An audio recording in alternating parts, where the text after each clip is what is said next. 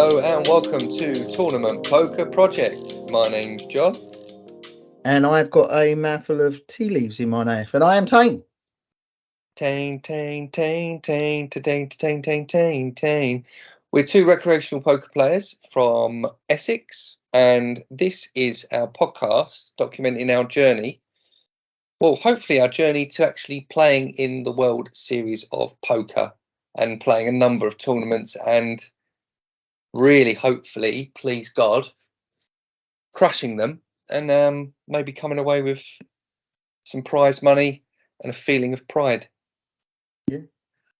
No, very much. I keep feeling the bigger these tournaments are that we enter, even though they're online, even though they're probably tiny fry buy-ins, the fact is you still have to beat out 200, 300, 400, 2,000 runners.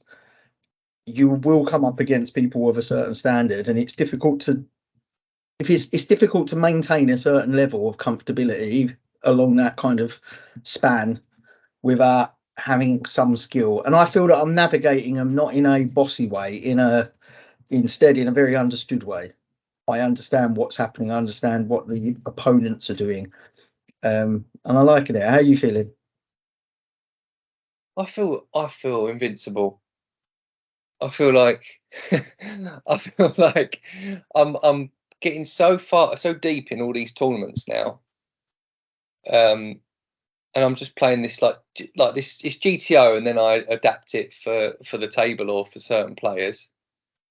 And I just don't feel like I can lose. I'm not deluded. I know that sometimes you get collared, and that does happen a fair bit. And and obviously there are people that outplay me as well. But I'm just getting so deep in so many tournaments now. I just feel like it's a matter of time.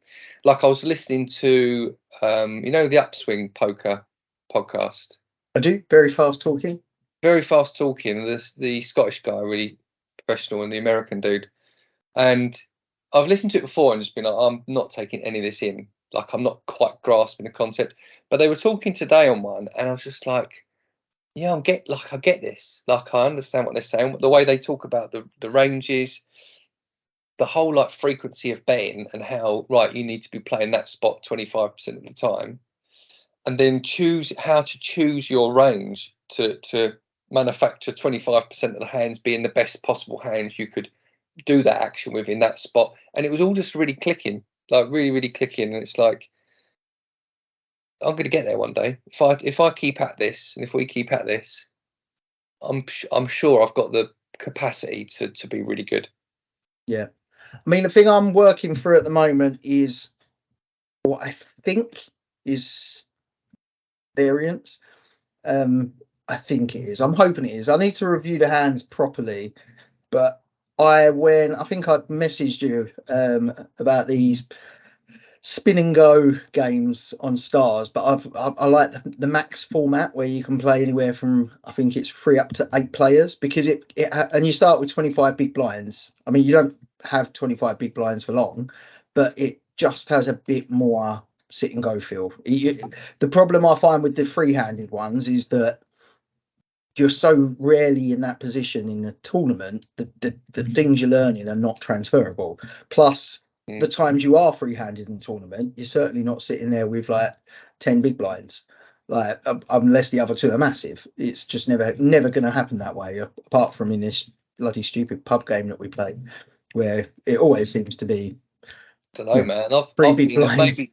Maybe not free-handed, but it can get really shallow at the end if people have been playing too tight, or if it's just gone that way and people have just, the chips have just moved around a lot, and people that are short stack kept, then chipping up, and sometimes you can get left with quite short stacks. But I get what you're saying. Rare. It's not often. Yeah, it's quite rare. So I'm really enjoying it, and it's exactly the best length of time where it might be I've got just 20 minutes on the train, or it's 15 minutes while I'm waiting for the last bit of dinner to cook, and I can get a game in. So I'm really enjoying it. But I think I went 17 games, and that isn't an exaggeration. 17 games without a cash.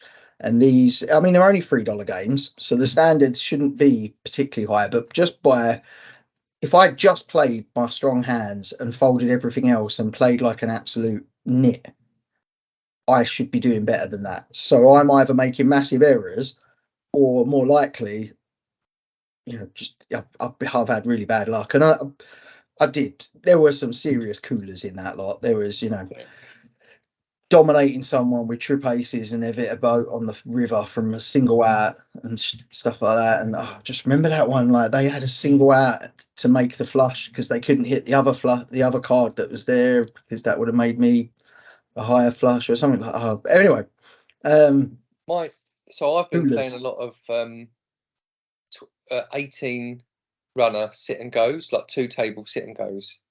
And the ones on PokerStars, at the low stakes at least, are all turbo. Like, so you can't do an 18 player sit and go that's not turbo unless I'm got a weird filter or something, which I don't expect because I've got other sit and goes that are regular on there. But I just seem to be really crushing those. I just seem to have that down, and I started playing loads of them because I really wanted to just get good at 2 tables left and playing that down to trying to win.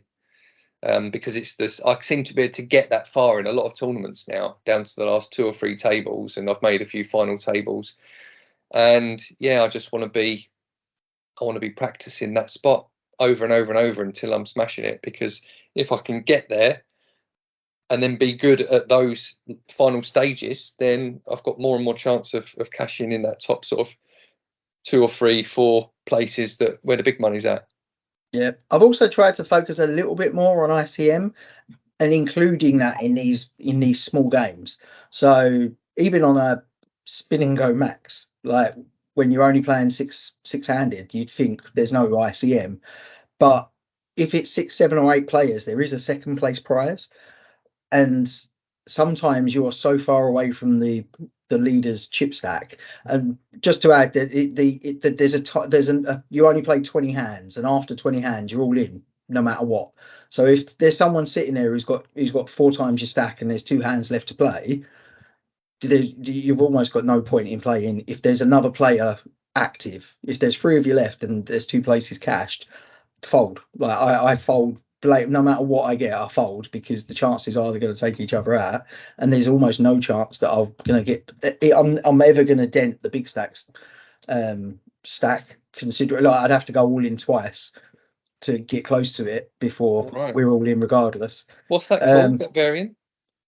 So spin and go max. Spin and go max. Okay. Yeah, I don't often play those, but yeah. But I also had this other tournament that we were talking about and actively laughing at. Remember where the top, I was 47 places and the top 41 places cashed. And I folded my way.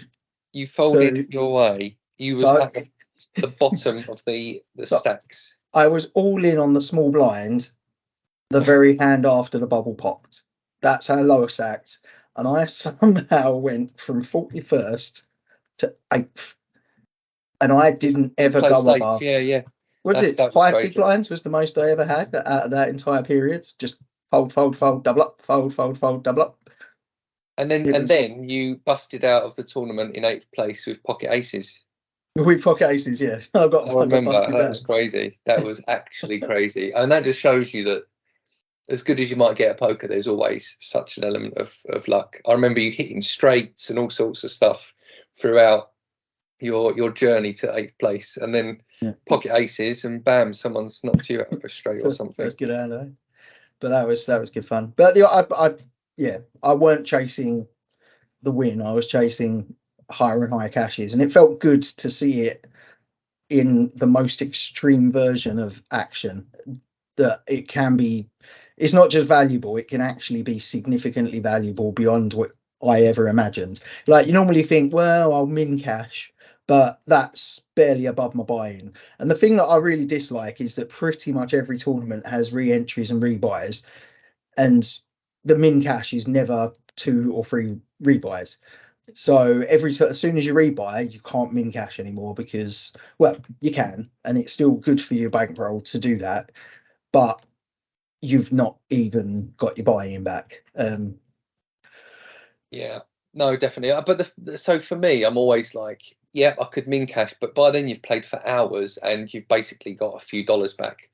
Like, Yeah. like to me, it's like it's all about going for that final table at least. You know, if you've got a few hundred runners on a $10 tournament, final table is usually $100 minimum, and then it goes right up to, you know, $500, $600, $700, $800, $900, depending on how many runners there are.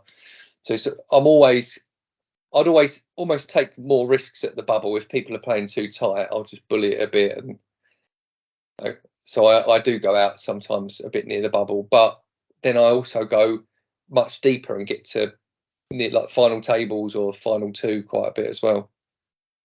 Yeah. And I think I need to pay a bit more attention to that. There are some times recently where I've been trying to focus on ICM, which is never the wrong thing to do, but it's left me in a position where I can't do much more than survive, and if I get lucky, I can progress.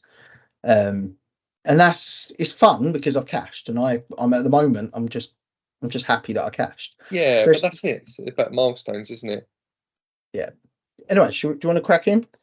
Yeah, onto the hand. Yeah, let's do it. So, all right. So this is Let me a hand just that quickly. you played, Sorry, isn't I've just got to take a big glug of water. So just as we started, just as we start the pod, for people, anyone listening, I've got a cup of coffee or a cup of tea, and I normally take one last mouthful, and that's me done. Like, and for some reason the tea bag had burst, and I literally have got a mouthful of horrible stuff, and it's still washing around.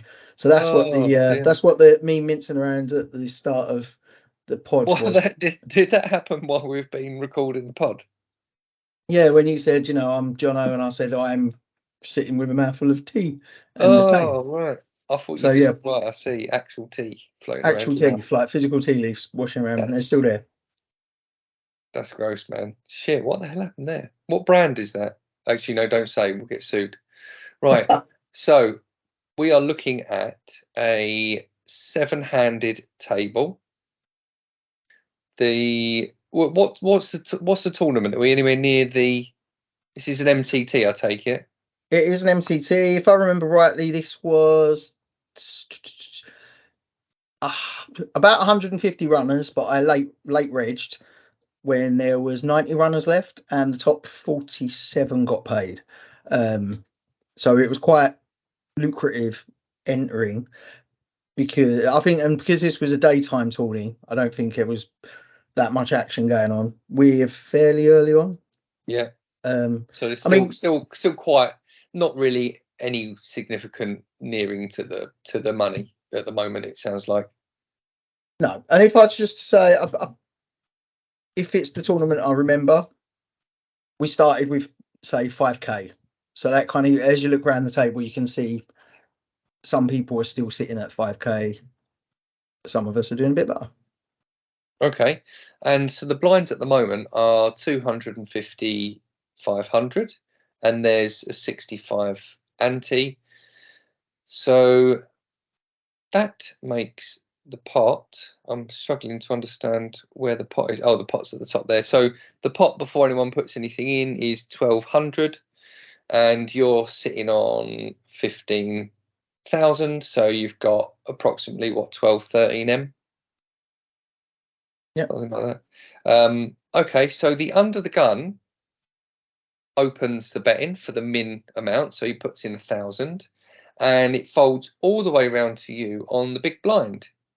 So you need to put in 500 more to see his bet, and you're sitting there with the 10 of clubs, queen of clubs. So, well, talk us through your thoughts at this point. Then, is this a defend against under the gun open? Yeah. Just for full disclosure. So the under the gun villain that's opened has got double your stack, so he must be on about 24 M. So he's got a nice healthy stack. He's not the biggest at the table, but he's second biggest stack at the table, so he's doing pretty well. Yeah, I've not got too many hands on the villain, but they are playing okay. Well, they've got 3 bets in their range, which when I'm playing some of these tournaments, it's really obvious to players that I've already labelled as weak are also the players that don't have free bets in their range.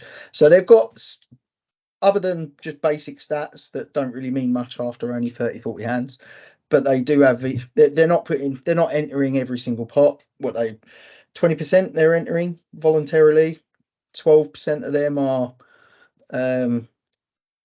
of raises. So there's a few calls in there, but not many. And out of 13 opportunities, they're free bet twice. So they're not over free betting all the time, going mad, trying to walk the table. They're playing all right. And I do remember them playing solid, because they're to the left of me. They're someone who I am playing against, and I weren't doing anything silly against them. So what would you do given the cards I've got? My thought is I'm never folding. I've got queen 10 suited. I don't think it's a 3-bet either, not against an under the gun. I think his range is going to be pretty narrow there, sitting under the gun. I mean, he's got a lot of pocket pairs in there, and you could be above, but really this is just to defend, and let's see a flop. This is just a call. Now, I might be wrong here, but for me, where I've already got an investment in the pot and it's quite cheap for me to call, I want to be saving that for the more speculative hands. So given that queen 10 suited it has potential to be dominated, which isn't good, but it's also slightly below, the ace king hand maybe. I'd like to define the under the guns range a bit more. So I'm not opposed to a free bet, but it depends on what I've been doing and how I'm feeling. Just looking at my stats, I haven't been playing very many hands. That's pretty low for me to have only entered 15% of hands. I've also, just as a tiny thing, and again, it's only 36 hands, the villain's positional awareness is 0. So that could simply be when they've had good cards. So I'm not taking any credence in that, but it could mean that they're playing well, but they're not really paying enough attention to position. Okay. Like, just to give, I've got a slightly bigger sample, and I've got 2.5 positionally aware, which means I'm playing 2.5 times more often in position than I am out of position.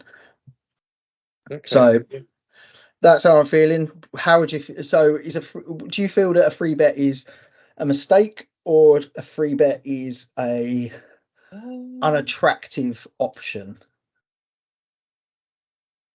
Doesn't feel like you should 3-bet this. I think. Is it the hand strength that's defining that, or is it?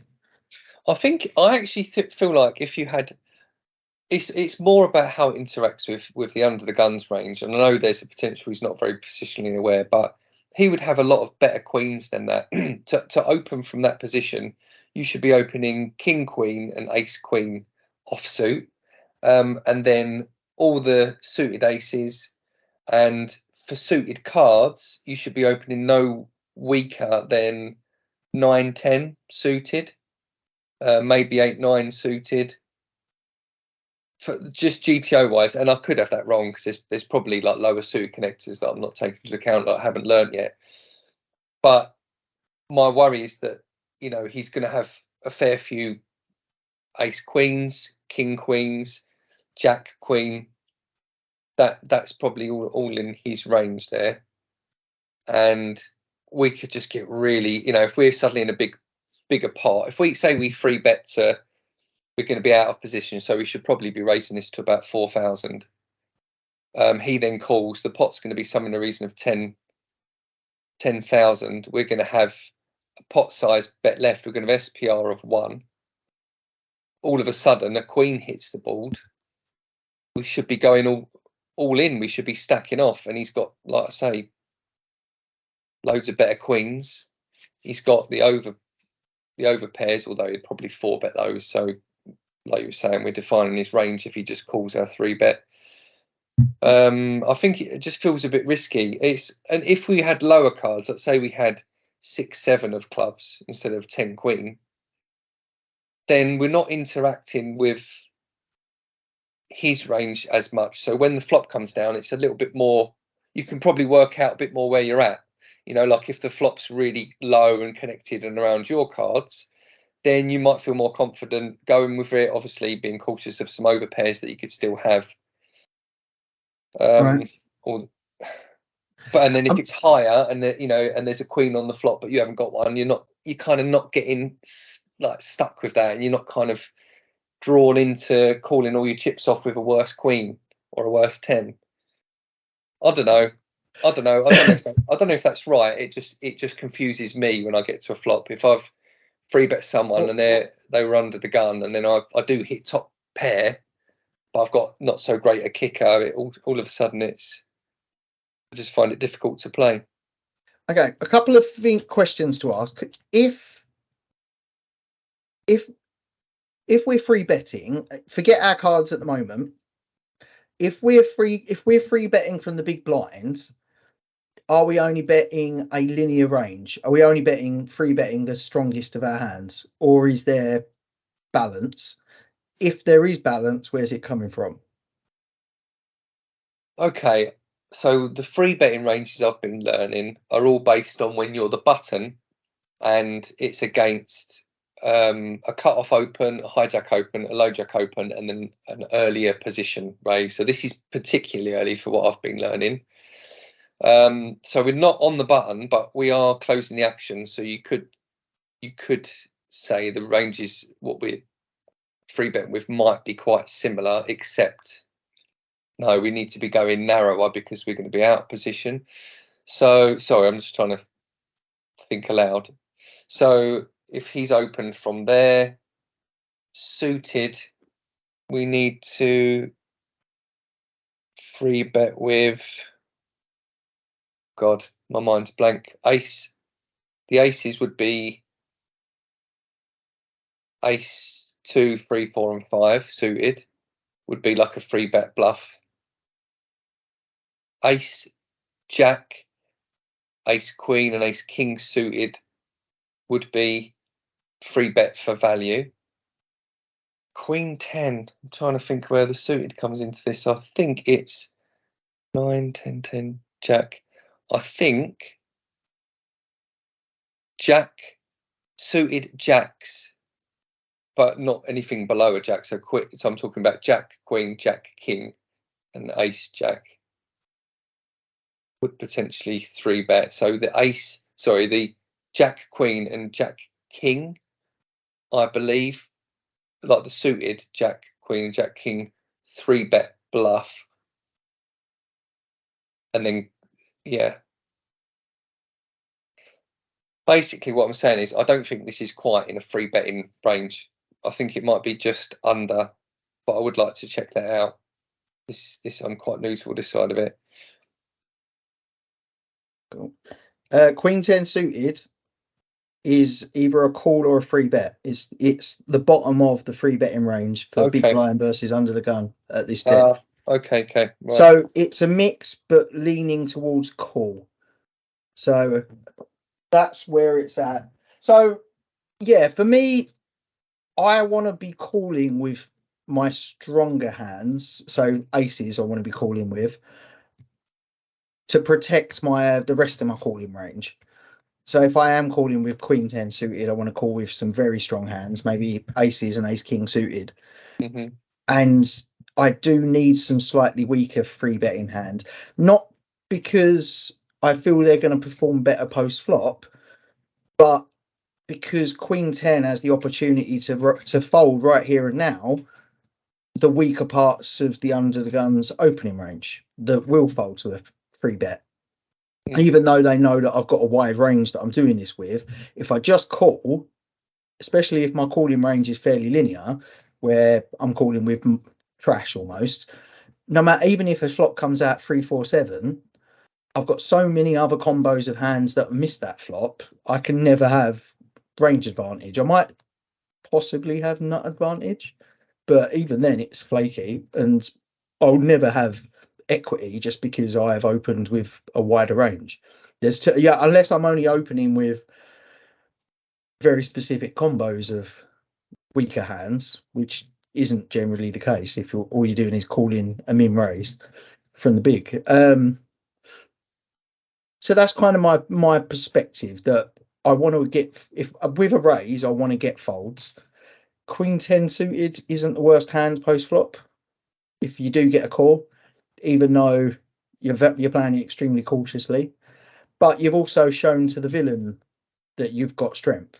So the villain's now going to be scared and a lot more cautious about putting extra chips in if all they've done is call your free bet. If they 4-bet it, well, then it's a free bet and fold. That's not a problem. But if they haven't 4-bet, they've kind of capped their range. You can eliminate most of this top strength, and they're not going to want to bet. Like, for instance, if the flop comes out with an ace and they haven't got an ace, even though they might really want to see bet, they know that the check raise is going to be them done with a hand, and maybe that's a good opportunity for me. And maybe that's something I want to look at exploiting a lot more, where I do raise with the slightly worse hands in my range. They're not bad, they're just worse than the best of it, worse than suited broadways, so that I can have one stab at a check raise on the flop if it comes out a kind of scary board that's either really hit the villain's hand or they've missed it and they're petrified. That might be quite a good opportunity. Okay. All right. Anyway, we'll see. I don't even know what I do here. I completely forgot.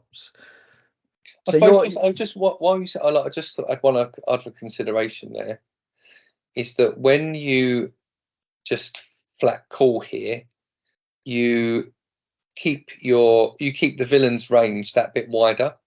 Like, you're going to be going to a flop with the villain having a wider range than if you 3-bet and he calls it, because once he calls a 3-bet, he's got that narrower, stronger range, isn't he? So I don't know how that plays. I just know that you're probably strengthening his range by 3-betting and him calling. Yeah. I feel that the problem here is that your calling range is so significantly wider than the under the guns range that the benefits of keeping their range wider is far worse than keeping our range mahoosive. Like, if we're calling with 60-70% of the board, that's really poor. There's never a time that under the gun's playing with a fraction of that range. So reducing the under the gun from, say, 20% down to 12% is, even though that's not the best outcome, the fact it reduces our range from, I don't know, 60% down to 25% is really beneficial. We're going to see a bigger increase in EV based on at least the perceived strengthening of our range, than what the villain gains from having their range even tight. And don't forget that when the villain's range is narrowed, there are times that the villain's range is gone because they're folded. So we gain that EV as well. Yeah, okay. That's my feelings. Yeah, but I do. This is, as we said, this is the bottom of the range. So there is no wrong answer, and it is how you feel and how I feel. I don't pay enough attention to how deep I am, and maybe at, 30 big blinds? I should be being a bit more cautious. There are better spots maybe than against under the gun. Okay. Let us know when you're good. Yeah, no, definitely. Yeah. All right. Let's see. After all that. No, sorry. It's some quite complex stuff there. It's like thinking of it both ways round, isn't it? And it's, yeah. So yeah, sorry if I didn't quite follow, but I think I get it. I think I get what you mean. Yeah, I think I know where I'm coming in. Some of it is villain dependent. If you feel that the villain's over calling, then you want to be widening your range a little bit, because they're obviously doing that with an even bigger range, but they're not. Their stats aren't saying that they're doing that. If they're a bit too much of a nit, if I got that the wrong way around, if they're over calling, you tighten your range a little bit, and if they're a bit nitty, you widen your range a little bit. But after me defending the free bet to the point that it's definitely the right move. I do just check. So you check. Oh, you just call. You call So just called, sorry. You call the min raise. Okay, great. And then so 2 to see a flop. And the flop comes Jack of diamonds, 5 of diamonds, 5 of clubs. Okay, and we're sitting there first to act with 10 of clubs, Queen of clubs. So we've got the 1 over card. We've got a backdoor flush. There's 2 5s on the board. There's 2 diamonds on the board. Okay, so how are you feeling about this flop? So we've got 2 backdoors, but could be within the villain's range to already have us dead in the water. The 2 hands obviously being jacks and 5s, which I think are both still in the villain's range. I would have expected a 3-bet, 4-bet off jacks, but I wouldn't eliminate it from their range. I also feel that 5s is too low, but I'm not eliminating it. But both are unlikely. In this position, the villain having pocket 5s or pocket jacks isn't too likely. I think pocket 5. If we're looking GTR, I think pocket 5s are just below the under the gun opening range. Don't think you'd open with that 8-handed at this stack depth. But saying that, you might open up to it. I think 6s. I think pocket 6s is the bottom. But then obviously, if he feels like the table's playing a bit tight and he's loosening up a bit, then pocket 5s would easily come into that. Pocket jacks are definitely in his range. Jack, any other 5 isn't really, except for possibly ace 5 suited. So he's possibly got ace 5 suited. If he has got ace 5 suited, though, he hasn't got the diamond flush draw because he can't have the 5 of diamonds in his hand. He could have the ace, and he can't have the ace 5 of clubs either. So he could have a flush draw, and he's possibly got the ace 5 suited, but he can't have both at the same time. I don't know if that's relevant, but just to say there's no kind of, he's not got that extra equity in either one of those holdings.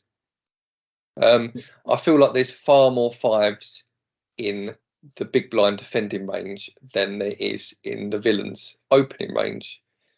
Far more.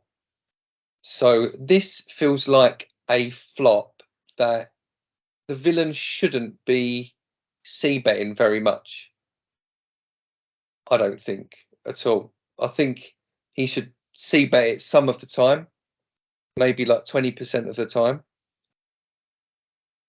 But if it was a flop like Jack, King, King, like, yeah, you know, he should be going to town on that and probably c-betting it 60, 70% of the time or something crazy.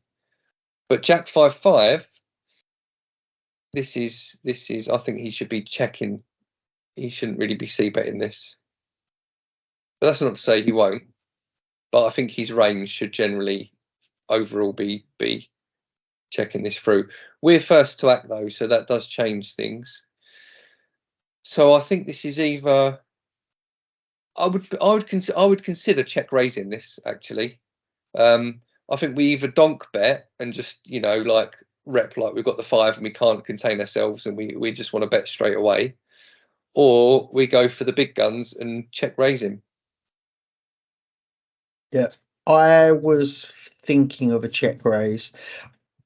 I'm not a big fan of the donk, but it's a really difficult board to hit. So I have to assume that as much as we've likely missed the hand, the villain's missed it as well. I feel all over pairs are probably off the table. So the worst case scenario is just ace jack. The best case scenario is. But why are over pairs off the table? I just can't see him not being 4-bet. Yeah, but you called. You didn't 3-bet him. Oh yeah, I suppose. Ignore me. That's because I'm still in my 3-bet him, right? No. We didn't give him a chance to 4-bet. So, and so at the moment he's not capped at all.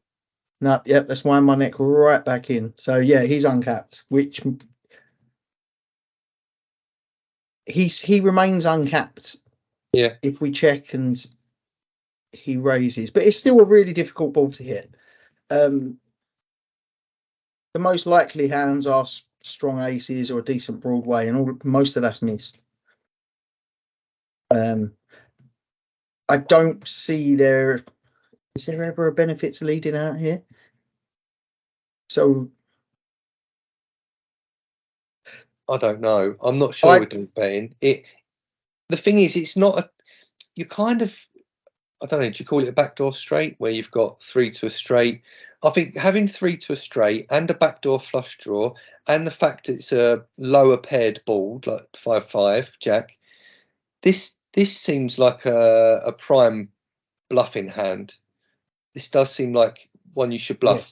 yes. I'm kind of a bit indifferent between bluffing right now as a donk bet or check raising, and I kind of like the check raise because I really can't see him having many fives. Yeah, I mean, if we say that he's playing GTO, so fives aren't in his range. We've just completed, so fives are in our range. They're very, very much in our calling range. So we do have the nut advantage. How would we want to behave if we had fives? I would Probably a check checking. raise. Check raise. It's I would never say. a bet, is it? A bet to me says I've got Jack 10, something like that, and I kind of want to get this hand done because it needs protection. It's very exposed, which might be enough. If the villain's sitting there with ace queen and they're feeling nitty, they might think, you got your Jack, I'm not gonna fight you, and I'll relinquish control. But they might think, well, I've got 2 overcards. Let's see how this pans out. I'm going to represent any ace, king, or queen. So yeah, okay. I think a check is the right move. Okay. You agree? Yeah, I'm happy with a check. I do. Check a route. Okay, then the villain bets 670 chips, 6 chips, so approximately just under quarter pot. So he bets a really small amount. And I think a small bet on a paired board for the pre-flop aggressor is correct. Maybe not quite as small as this. Maybe more like a third bet would be appropriate. But I think he's missing the fact that this isn't the type of paired board that he should really be betting that small. If he's just doing this as a range bet, because it's a low paired board. It's the 2 5s. This is the check raise, baby. This is time to get some chips in the pot. Yeah, I mean, just to say, because it's such a difficult ball to hit, there's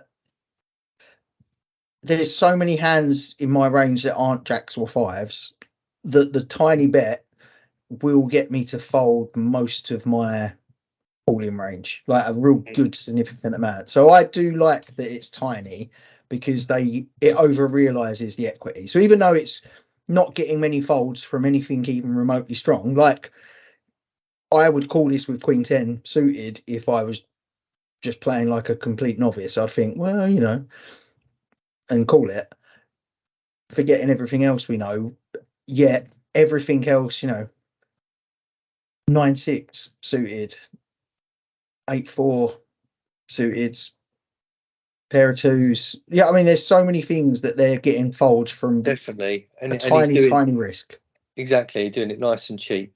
I think he's almost a little bit too cheap because he's. But yeah, I get the incentive. It's he's trying to get fold equity on the cheap, and that's not a bad play. I mean, he's doing that with range as well, isn't he? We're both confident that the villain is range betting that. So they've not done any. The strength of their hand is irrelevant to the bet size, I would say, and I just don't think. I think it's. I don't think he should often be c betting this, and he's c bet it. I don't think he should have done it. I think he should have just checked it through. But fine, he's betting it. Let's check raise the bugger, and I think put 2,000 maybe 21, 2200 in. Right, let's see what I do. I just call it. Jack And I know four. exactly why I called it. And I know Okay. that's one of the reasons why I tagged this post. And that's because I wanted to float where I've got two back doors. Now, that should be a good reason to bluff. But I also felt that the strength of the next card plus the villain's action would be enough. So basically, to run through where I'm at. So the villain's done this tiny bit.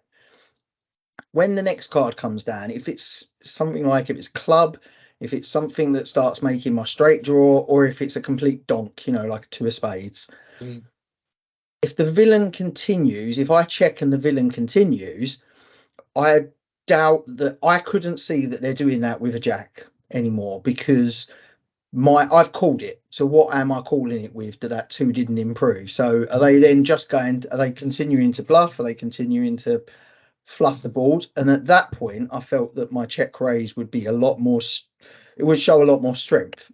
Plus, if a dangerous card comes, I can get away for cheaper than in this situation where the villain might call a check raise with two overcards, at which point I've really got to hope that the board supports the strength that I've shown and that I continue to show that.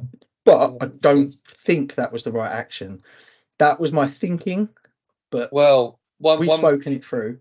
One glaring thing for me is if you're trying to represent a 5 or you're intending to represent a 5 later on in the hand, it seems like a very risky flat call on the flop when there are two diamonds out there. It's more the range. It's more a range bet. So it won't matter if the club comes. If the diamond comes, me check raising the turn, or even if the villain then checks a diamond. So say a diamond comes on the turn, I check it to the villain. If the villain bets, that's my check raise. Yeah, because then you've represented the flush. Okay. Yep. And if the villain checks behind, they're worried about that diamond. So I'd completely eradicate the jack from their range. And then I could evaluate whether I want to come out betting on the river. But so you're actually representing now a flush draw. A flush draw, possibly a slow play 5, possibly. Well, that's what I'm saying. Would you slow play a 5 with two diamonds on the board? It seems really risky. Depends what else I'm playing it with. It's no, because against their range doesn't consist of many diamonds. Like, it's such a small part of their range that if they hit it, they're not going to get many chips out of me anyway. So it's not too important. I don't need to be protecting myself against their diamond draw as much as they've got so many other hands that are better than mine anyway. They're the ones that I'm actually more worried about because they're much more likely. They're much more likely to have an ace, to have a king, than they are to be playing to that diamond flush. Plus that diamond, if that diamond flush doesn't come, there are other possibilities that I might be able to represent, like the straight draw, like the 5, like a backdoor. Another club comes, for instance.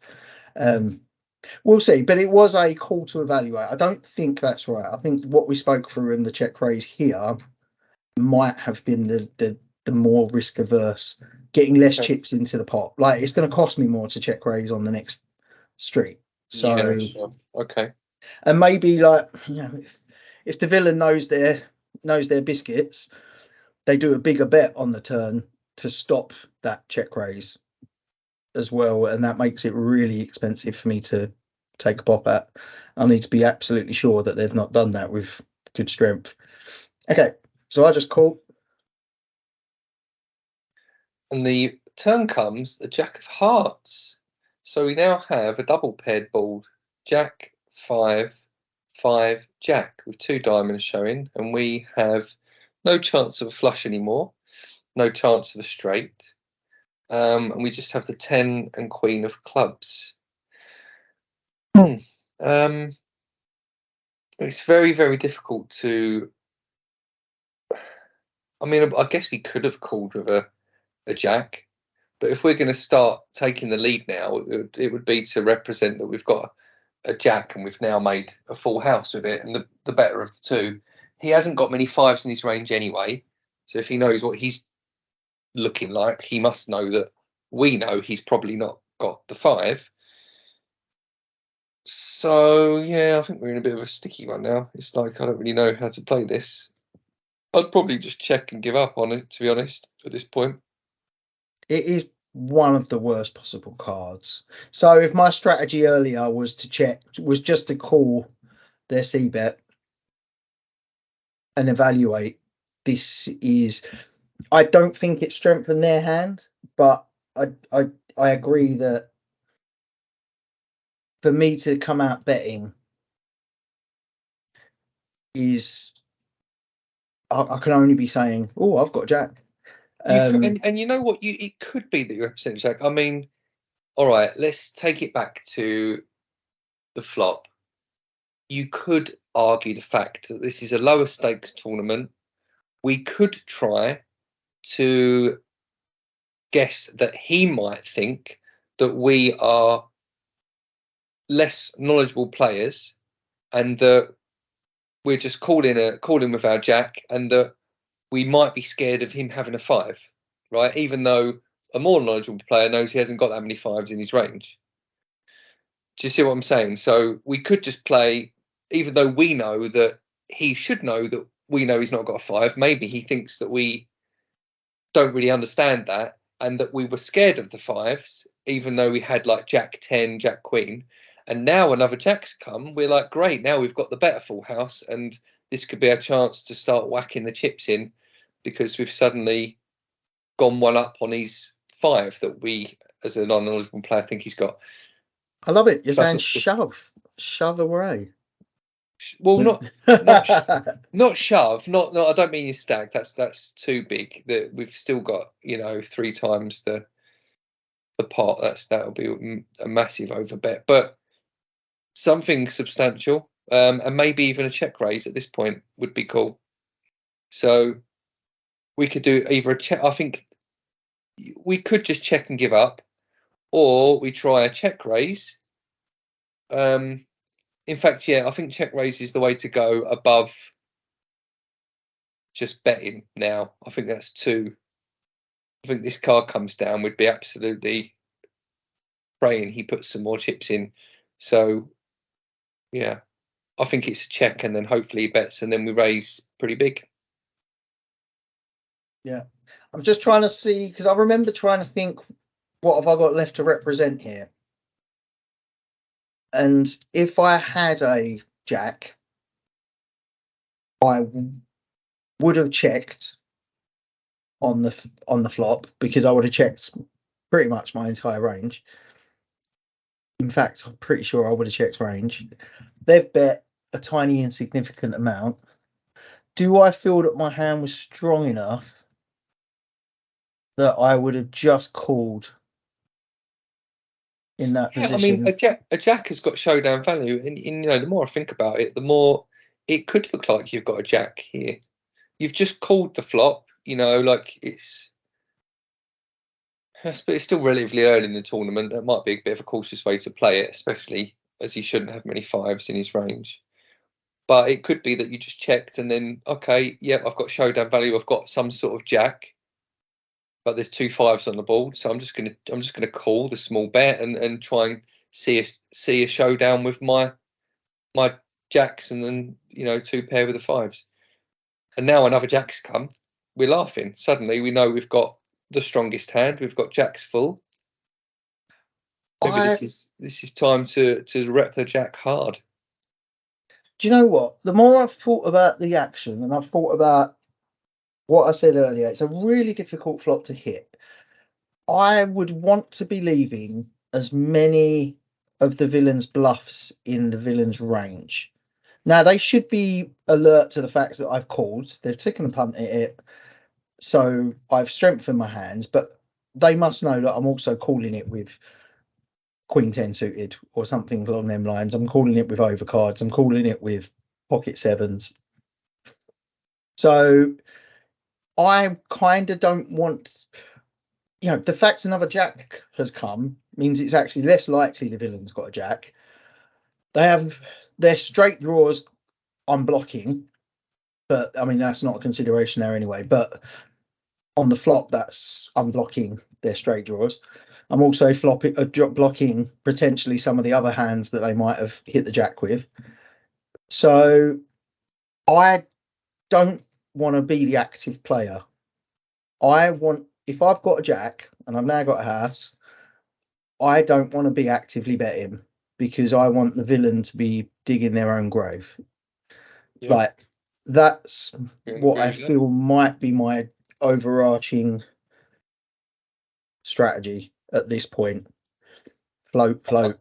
But that being so, I mean, so we could actually even just check call and then jam the river, but then the problem is there's too many bluffs with that. Like it could look like a busted flush draw.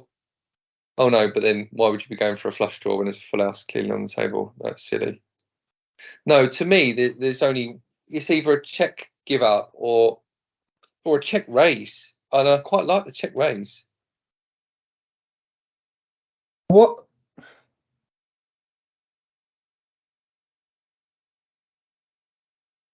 would a check raise establish that giving the villain a free card?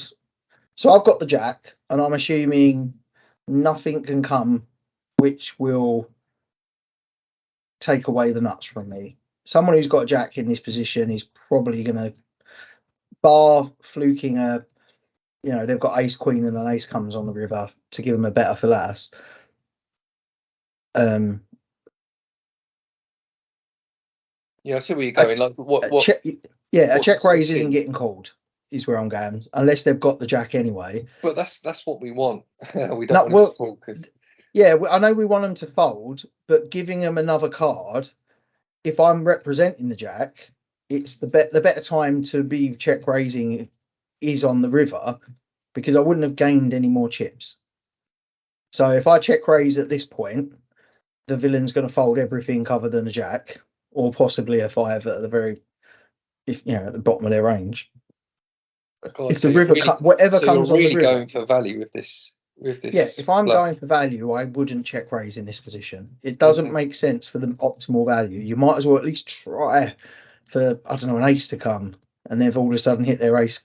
They've got ace king and they've hit their ace, or they hit their king and they're like, okay, right, now I'll pull you. And that maybe a donk bet in that position is actually better. A very small donk bet gets them to call. The board's already double paired though, so he must know that if he's sitting there with ace king, ace queen, if he hits one of those, he's still behind to either a jack or a 5 anyway. Yeah, but that's when thin value would come into it. If I had a jack, I'd then go for thin value on the river. But it's more the point that I now wouldn't be the best time for the check raise if I really genuinely wanted to get value. I have to assume that with a board that dry, a check raise is going for folds. So someone who's very, very good. Realistically, though, Tain, the only hands that if we're holding a jack, we're going to get value from is if he's holding a 5 or a worse jack. So if they are playing king jack, queen jack, and we've got ace jack, we won't get value actually because it's a split pot. Exactly. And there's no chance of them having a 5. No, that's what I mean. So if we were genuinely trying to go down this line of we've got this jack and we've now got jacks full. Well, what are we really trying to get him to call with on the river? It's only ever a 5, and he'll actually do that. It's more like let's just say he had aces, and he's only beating bluffs, but we've got almost all bluffs in our range. Like most of it, pretty much everything in our hands a bluff. There is thin value that could be had. Like you would call just in case, given the right odds, but only on the river. Like an ace wouldn't necessarily see the value in inflating the pot for possibly 2 bets. I don't know. Like it was my strategy to check raise, and I can't mix things up and say, oh well, jack's come, that changed everything. But maybe it's what you said right at the start. and which I'm trying to manufacture a technical move based on different interpretations of who's there. Is the villain the type of player to be scared of this kind of board, or is the villain the player to be buoyed by it, knowing how difficult it is to hit and the fact that I've defined some of my range a little bit by my actions? Is the villain? All I do know is if you check raise him here and then he calls your check raise or raises over the top, that is super strong, I think. And you ain't getting him off of anything on the river. Whatever he calls a check raise with on the turn, he's calling a river bet, a river No, of jam course. a lot. It's basically my thinking was, would an excellent player, would a really superb player realise that a jack and a 5 wouldn't need to check raise in this position? They wouldn't want to. They just, especially if the villain is continuing to bet. So they've bet 2 streets at that point for it to be a check raise opportunity. So they've bet 2 streets. What would be the benefit of check raising and potentially ending your value for no extra gain, compared to letting another card come and then maybe donking in, or even then letting them check and seeing if they will do a first street? I see what you're saying. If you genuinely had a jack, you'd probably check, call, and then maybe even check the river before jamming, just to try and get every last chip out of him that you can get on his bluffs. Yeah, like, you can't lose. You might want to hope that they've got a diamond. They're playing the diamond draw, for instance. You want to give them the opportunity to hit that flush. Because but they must know that it's just a pointless plus to be going after when there's an obvious full house on the board. Oh, sure. But then say the pot gets up to, I don't know, 5,000, 6,000, and you bet 1/10 of pot. I know it's only an extra 600 chips, but they're calling it. A flush draw, an ace-5 flush draw is calling that. So it is extra value that a check raise won't get, because there's no hope of a check raise getting called other than by a better hand. Like, the only thing that's calling it is better hand, unless the villain, and even then, if the villain's excellent, they'd shove over the top anyway, because they realised no one's check raising there with the best of it. So you have a crying fold being out play. I think it's just too much of an exposed spot to be check raising in this position. There's a lot of other cards. Almost any other card in the deck I would have evaluated differently, but the jack is probably the worst of it. There's nothing to represent there that's got to this stage. I mean, the villain, it might go check. I don't know. I think we could represent jack here. I think we'd call a flop bet with a jack. Oh yeah, there's definitely a call to be had. I don't think there's any value in either donking or check raising. I think the check raise. Well, let me wind my neck back in. There's a lot of value in check raising against a player who won't see it for what it is. I've got a feeling this villain is a good player, and I would be very scared about that kind of maneuver.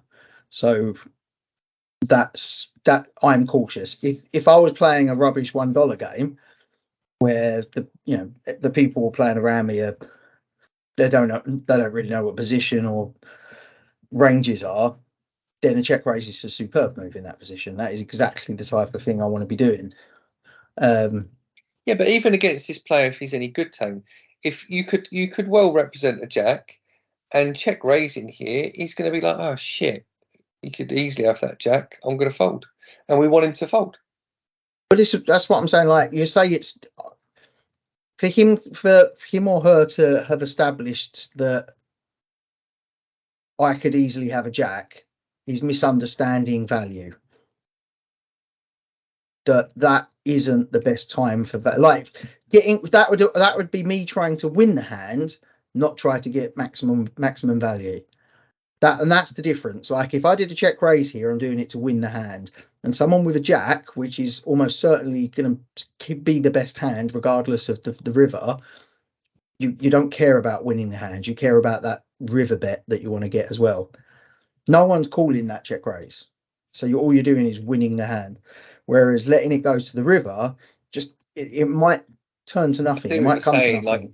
if he's a thinking player, he'll know that if you've actually got the jack, you wouldn't be check raising there. Okay. Yeah, I can't think of any hands that we're targeting with a check raise for value. I think that's it. Trying to say it in a different way. Yeah, Okay. no, I get your point. Okay. What's the play? What happens? I do check. You check, and the villain he checks behind. Checks behind. So So the check raise weren't even on. So to me, this guy has c-bet way too wide. Like he shouldn't have c-bet that type of flop. He's now like, oh shit, this guy's called me probably with a jack or possibly a 5. Another jack's come down. He's like, well, the funny thing is the guy could easily be ahead. He's got a lot of kings and aces in his range, so he's probably got a better 2 pair than you with a better kicker. Yeah. But he doesn't know that. He's just going to be like, oh shit. Okay. So we go to a river, and I've got a note at this point. Mm-hmm. So I mean, it's a king. It's a king. It changes nothing, as far as I'm concerned. I mean, it makes it if he's got a king, and then he suddenly thinks, oh, maybe we are bluffing. Say he's got king queen. He might now feel like, I now beat an ace high holding. I now beat the hero who could have been defending with some sort of ace, who had me beat with my king kicker, and I now have a better 2 pair. I've got kings and jacks versus the heroes jacks and 5s with an ace. So there's that. Yeah, I think this is just a check now. I don't think we can really go representing that jack anymore. Yeah, I mean, I think the right move here to represent a jack or a 5 is a very small bet. So we're talking quarter pot, 800 maybe, even less than that, 20% pot, hoping that they've just hit the king. So they've got, king jack, not king jack, sorry, king queen, ace king, maybe even king 10, and they're thinking, oh, right. That's great in theory, but he'll have the pot odds to call, even if he thinks, oh shit, I'm probably behind. He might be thinking, your bet might make him think he's behind, but has to call, and then he'll call and he'll win. Yeah, that's what I'm saying. So the problem we've got here is that our bluffs won't get through, because the bigger we bet, the less likely it is we've got the value hands we're representing. That's the conflict with betting, with donking out in this position. So I feel that the right move is to check, but I would feel very confident about a jam on the end if the villain bets. So I do check. And the villain bets third pot, less than third pot. Yeah. And my note on this hand, I felt very strongly I did not have the guts to shove. And I felt very confident that a shove would have got through. But I just didn't have it within me. So the check behind tells us the only thing that I wanted to discuss at this point was that the villain checking behind. The villain checking behind on the flop, on the turn, essentially told us there's no chance they've got a jack or a 5. They just can't afford to. You're right, but equally, our check on the turn and then the river, our last chance to get value if we did have a jack or a 5, we've turned it down. We've checked on the river. He knows now if he's got a king that he's good. unless we're playing a real risk, even though he's checked the turn, we're sitting there with a full house, but we're just going to check it and hope that he bets a little bit so we can check raise or whatever. I think he knows we wouldn't be doing that.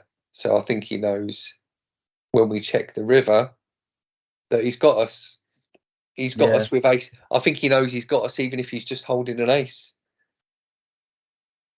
So, or he might be chopping with an ace. I think this is a good thin value bet from the villain. Yeah, my two residing thoughts on this were: is the villain good enough, strong enough to realise that a small donk bet on the river from me meant that I had it? Could they fold ace king, having hit the king on the river? Not to a small bet. Not to a small bet, they'd be priced in. Even that's what I'm saying. Even if they thought, oh yeah, damn, he's got me there, they'd still have to call it if you went small. So you'd have to go big, and then you run the risk of it looking obvious that you're not going for value, and it's more likely to be a bluff. So is there ever a time that a jam? Yeah, definitely. Not in this position. Jam is the only bet. I mean, maybe not even jam. Like if you had a jack, you could maybe bet like 5,000. Like a pot size bet. A pot size bet here would look like you've potentially got a jack. A pot size bet, and he might then fold that. If you put in 5-6, that's another 3 and a bit thousand over what he's put in. He could possibly fold that, although he's got a lot of chips, so he maybe wouldn't. Which means then maybe the only way to get this through is the jam. Yeah, I'm just thinking through the difference between an open jam on the river and a check raise jam, and I'm much more inclined to go with the check raise because there's too many possibilities that an open jam is missed flush. So even though there's 2 jacks, 2 5s out there, the fact that we started with 2 diamonds meant that I was still chasing a flush, and when it missed, I just thought, well, let's just jam and hope he hasn't hit. Equally though, Tain, if we had something as strong as jacks full of 5s, would we be checking the river just in the hope that he goes for thin value and then we can get a value by check raising? It would be a risk. So then the jam, if he's a thinking player, he might think that through and be like, this now could be a little bit of a desperate bluff. Yeah, but how sure do you need to be of that? Well, he'd have to put in, if we jammed, he'd have to put in like half his remaining stack. He'd lose a lot of chips. So even get away from this. That's the point. Like even a thinking player who's like, look, I am sure they're doing this with a good chunk of their bluffs, is still folding ace king because the possibility of me having that jack or the 5 is too strong. I have enough jacks and 5s in my hands, even though the play would have been a bit wonky. I feel that a good player might still have a fold in them. It very much is dependent on player. Maybe. Yeah, I'm not against it. My gut is telling me just to fold this now. But if you can do anything else, I don't hate a jam. In fact, it's pretty cool. It's a pretty cool move, but it's going to look silly when he turns over ace jack or something like that. I mean, that was the conundrum I got myself caught in, that when it goes check on the turn, it defines the villain's range so much that the person who's out of position can take the lead on quite a number of rivers. And it weren't the right river for me to do that. And then the check raise was, I don't know if I just had I couldn't see it in myself to do a check raise. I feel that it was right, and I feel that it would have got through. Whoa, but such a big one. No, I mean that's when if you can check and then check raise jam on the river, I mean, that's bold. Yeah. So what happens, man? I'm dying to know. So this guy's bet now. So just to recap, we're out of position. We've got 10 and queen of clubs. The final board is Jack 5-5 Jack King, and the turn got the flop was bet by the villain, and we called. The turn went check check, and then the river we've checked. The villain has bet about a third pot, just under third pot, and we are now left with a decision.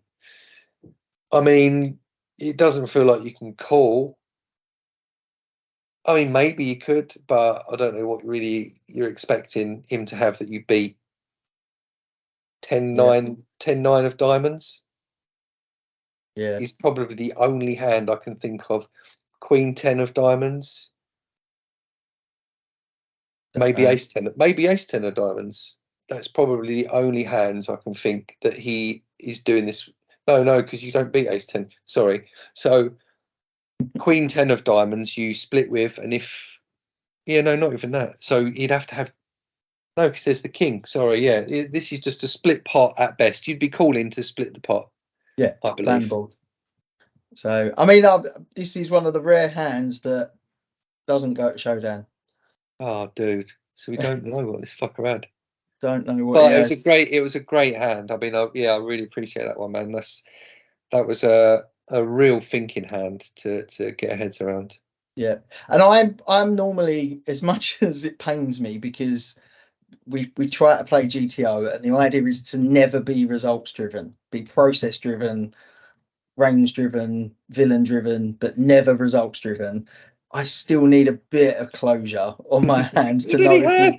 What did he have? Yeah, but I was so certain that the villain didn't have a jack or a 5 that it didn't matter to me. Like, I'm like, okay, there is never a time that they've got a jack or a 5 in their range. I just can't see it.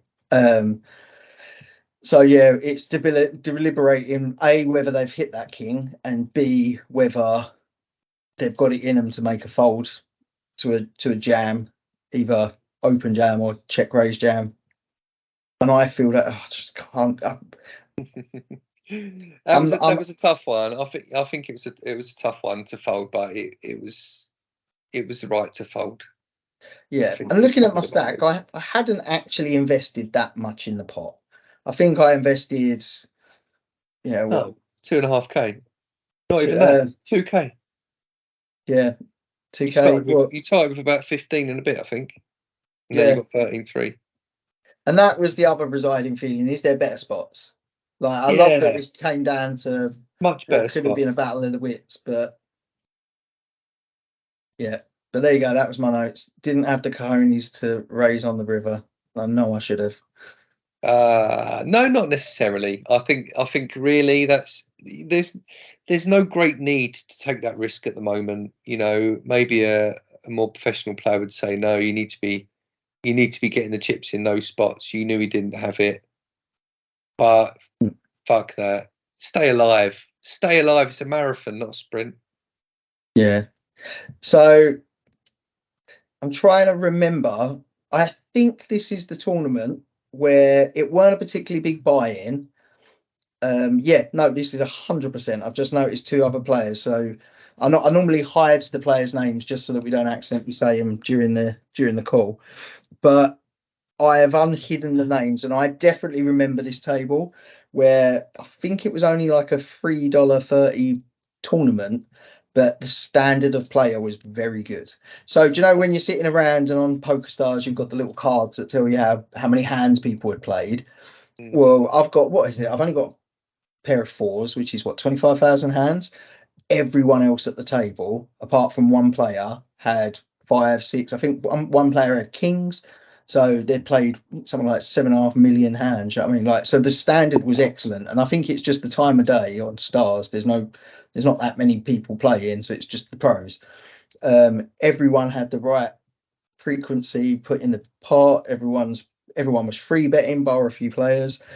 The only person, there was 2 people. One of them I think might have just gone out, and the person to the right of me, I remember feeling that they just weren't bothering to steal very much, because I was pre-betting the crap out of them basically, and they were having to fold.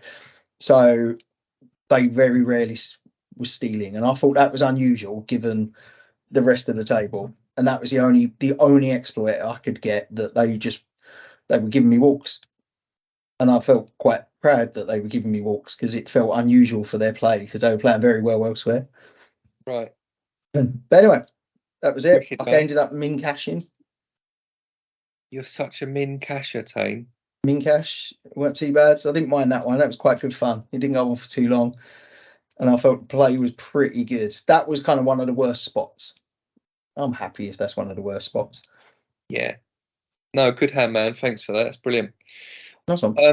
All right. Well, any final thoughts before we wrap it up? Check raising. I need to look into check raising Check so much more. It's a super strong play. I mean, you're representing a monster when you check raise. Yeah, and it works well because, you know, a board like this, it maybe doesn't work so well because there is that chance that he's got a monster that he's going to play back at you with. But for boards where it's hard for them to have a really strong hand, check raise. Yeah. And that's it. I mean, the thing that's stopping me from going gung-ho and check raising everyone all the time is the thing that, like, on this board, and I think this is one of the reasons I tagged it, was where understanding the texture and understanding that you just wouldn't check raise because it's such a hard ball to hit. When you have hit it, a check raise is only going to get you folds that you didn't want for value. So a check raise all of a sudden looks really weak. Whereas in most other situations, check raises are your only option of getting value. You know, ball comes out ace, king, queen, and you check, they might be betting with a queen, you know, queen 10 or something, with potential gut shot, but they certainly ain't calling that check raise. And that's the exact strength that you need to show, because that's the only opportunity you've got of getting strength. No other cards are going to come down that are going to get you value because they're done with their hands. They either hit their straight or they go away. Yeah. Nice. Okay, man. Well, look, thanks again, Tain, and thanks to our listeners for tuning in. We hope you enjoyed the show. I certainly learned something today. Hope you did too. Yep, same. Cheers, John. Thanks for talking us through it. And see you in Vegas, baby. Nice one. Take it easy.